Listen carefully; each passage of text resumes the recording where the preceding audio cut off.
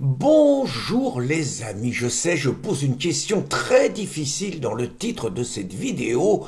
Attentat, comment connaître l'origine des assassins et celle des victimes? Alors, les gens un peu manichéens, un peu cubiques vont dire, attends, c'est quoi cette question? C'est simple, les assassins c'est toujours des arabo-musulmans, islamiques, diversité, et les victimes c'est toujours des Français. Alors, toujours c'est pas vrai, ça arrive quelquefois même un peu souvent, mais je vais vous donner la solution, comment on fait à travers le traitement médiatique de 5 faits divers que je vais vous énumérer. Alors il y a quelques jours, le petit Elias, il avait 14 ans, c'était un bon petit gars dans le 14e arrondissement parisien, dirigé par une écolo tarée, pléonasme, donc il sort de l'entraînement de foot, il est 20 heures, deux racailles, défavorablement connues des forces de police, lui demande de filer le téléphone, sinon il lui pète la figure. Le gamin refuse de filer le téléphone,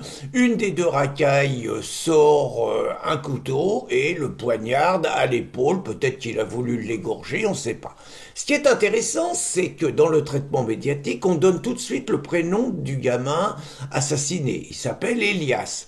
Et Elias, ça fait penser peut-être que la victime aurait peut-être des origines méditerranéennes. Vous voyez, Elias, c'est un prénom qu'on entend souvent dans la communauté juive ou même dans la communauté arabo-musulmane. Par contre, on ne donne pas l'identité des deux jeunes. On parle de deux jeunes d'abord de 16 ou 17 ans. Et c'est seulement après, quand il y a les réseaux sociaux qui se mettent un petit peu sur le dossier, qu'on apprend que les deux jeunes étaient défavorablement connus des services de police. Et c'est seulement après qu'on a la description des deux jeunes et qu'on sait qu'il y en a un qui est d'origine antillaise et qu'il y en a un autre qui est d'origine arabo-musulmane, cheveux crépus et tout. On ne donnera jamais l'identité, le prénom, ne fût-ce que le prénom, puisqu'ils sont mineurs. Il paraît qu'on n'a pas le droit de donner le nom, mais on a le droit de donner le prénom. Les médias ne donneront jamais le prénom. Deuxième exemple, il vient de se produire à Livry-Gargan, un fait divers absolument sordide. Le pire, c'est qu'on appelle ça un fait divers. Rien que ça, c'est monstrueux. Vous avez l'excellent site F2 Souche a passé une vidéo absolument abominable où vous voyez, on devine que c'est dans la soirée, il fait un petit peu sombre. Vous êtes au milieu d'une grande rue et vous avez un homme qui est allongé au sol et vous en avez un autre qui le trucide de 25 coups de couteau. C'est des images absolument insupportables. Alors le traitement médiatique au départ ne parle absolument pas du nom de l'assassin qui a été arrêté, parce que les flics font toujours un boulot extraordinaire, et du nom de la victime. Et il faut que des sites comme Frontières et tout travaillent, approfondissent les choses pour qu'on sache que l'assassin s'appelle Soufiane. L'assassin s'appelle Soufiane, il a déjà tué quelqu'un, il a été reconnu non responsable de ses actes, c'est-à-dire déséquilibré, et donc il a été mis dans les mains de psychiatres, il n'a pas été en tôle, et naturellement les psys l'ont remis en liberté, et naturellement, il a recommencé. Alors, un petit aparté, c'est que maintenant, c'est le coup classique, il n'y a pas seulement la culture de l'excuse sur les origines sociales, sur le passé historique et tout et tout. Maintenant, il y a l'absence de discernement. C'est-à-dire qu'un assassin, il n'est pas coupable parce qu'au moment où il a tué, il n'avait pas le discernement nécessaire. Et donc, comme il n'avait pas le discernement nécessaire, il ne peut pas être jugé coupable. Vous voyez un peu les psys au service du laxisme judiciaire. Ce qui est intéressant, c'est qu'on n'a toujours pas le nom de la victime. On sait donc que la personne qui a tué, on connaît son origine. Soufiane, c'est rarement des bouddhistes et des Suédois. Par contre, on n'a pas le nom de la victime. Troisième exemple, vous avez dans un lycée catholique, à Bagneux, vous avez hier, fait divers sordide, dans une cour de récréation, un gamin de 17 ans reçoit un coup de couteau à l'abdomen de la part d'un autre élève de 20 ans qui a pris la fuite et qui est adulte. L'enfant, alors on annonce que le jeune de 17 ans, on annonce qu'il a son pronostic vital engagé, donc ça c'est très souvent, j'espère me tromper, mais c'est très souvent que le gamin est mort et que les autorités, pour diminuer, pour faire baisser un peu la pression, le choc émotionnel et tout, laissent un espoir pendant une journée ou deux avant de dire qu'il est mort. J'ose espérer que je me trompe. Toujours est-il qu'on n'a l'identité ni de la victime, ni de l'assassin ou de l'agresseur, on va l'appeler comme ça, qui est pourtant majeur. Donc troisième fait divers. Quatrième fait divers, vous avez à peu près la même chose dans un lycée en Grande-Bretagne. Vous avez un gamin de 15 ans qui est poignardé mortellement en cours de récréation par un autre élève de 15 ans. Alors, on a la photo de la victime, on voit très bien que c'est un Anglais de souche, on n'a aucune information sur l'agresseur, l'assassin.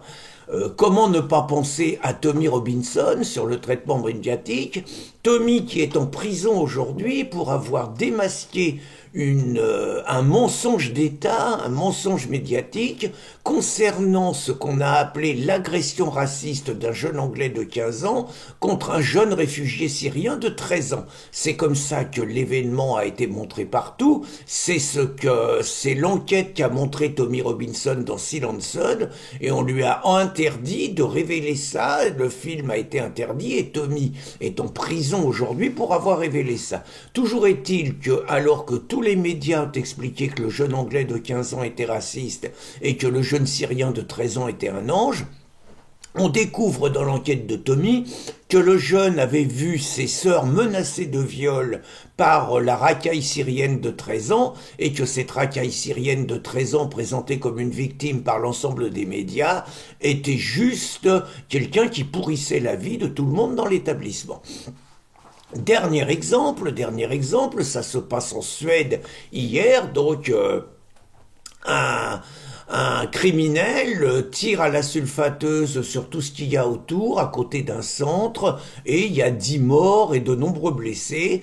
Version des autorités, le criminel se serait suicidé. D'autres versions disent qu'il a été abattu par les forces de l'ordre.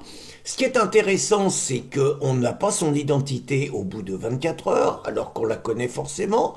Ce qui est intéressant, c'est que les autorités disent qu'il n'était pas connu des services de police. Ce qui est intéressant, c'est que les autorités se sentent obligées de préciser qu'il a agi seul. Au bout de 24 heures, ils en savent des choses, hein. Donc il a agi seul, et ce qui est intéressant également, c'est qu'ils disent au bout de 24 heures, qu'il n'y avait pas de motif idéologique pour justifier ce qui s'est passé. Alors, on n'a pas le nom du gars, on nous raconte quand même une histoire qui semble un petit peu, on va dire, relativiser la gravité des choses, et surtout, on fait passer le mec pour un loup solitaire, et on évite de dire comment il s'appelait. Alors, moi, j'ai un peu une solution là-dessus pour savoir comment, quels sont les assassins et quelles sont les victimes. Il suffit de regarder le traitement médiatique. Quand c'est un Français qui a fait un acte grave, et ça arrive, faut pas croire que c'est manichéen, mais quand c'est un Français qui a fait un acte grave, immédiatement, on a son identité. Je vous ferai remarquer d'ailleurs qu'on n'a pas encore, moi à ma connaissance, vu un Maurice qui a donné un coup de couteau à la gorge à un Mohamed. Sinon, je connais la musique et on aurait des manifestations contre le racisme en France. Donc, quand c'est un Français le coupable, il y a son identité tout de suite. Quand c'est un diversité qui est coupable, vous pouvez être sûr que vous n'aurez pas son identité, tout simplement parce que les médias racontent qu'il ne faut pas donner du grain à moudre à l'extrême droite et favoriser sa propagande. Concernant les victimes, c'est exactement pareil. Si la victime s'avère être un diversité, vous pouvez être certain que son identité sera donnée immédiatement. Si par contre la victime s'avère s'avère être, ce qui est quand même le cas la plupart du temps, un Gaulois, vous pouvez être certain qu'on ne donnera pas son identité, qu'on ne donnera pas sa photo, et que le mec apparaîtra comme quelqu'un qui n'avait aucune existence et qui a eu la malchance d'être au mauvais endroit, au mauvais moment. Voilà les amis, je pense, mais vous le saviez déjà peut-être un peu, vous avoir donné les codes pour vous dire peut-être que la victime à Livry-Gargan, c'est peut-être un Français, que peut-être la victime au lycée catholique, c'est peut-être un Français, que peut-être celui qui l'a planté est peut-être un peu moins français, je dis peut-être, hein, c'est des indices, et que peut-être en Angleterre, c'est un peu le même schéma, on sait que la victime est anglaise, mais l'assassin, c'est peut-être pas tout à fait un rose-vif, et puis en Suède, on peut se poser des questions, vu tous les discours tenus par les autorités sur le fait de savoir si celui qui a tué 10 personnes ne s'ajouterait pas à la liste des nombreux attentats islamiques, mais ce ne sont que supputations bien sûr. Bonne journée les amis.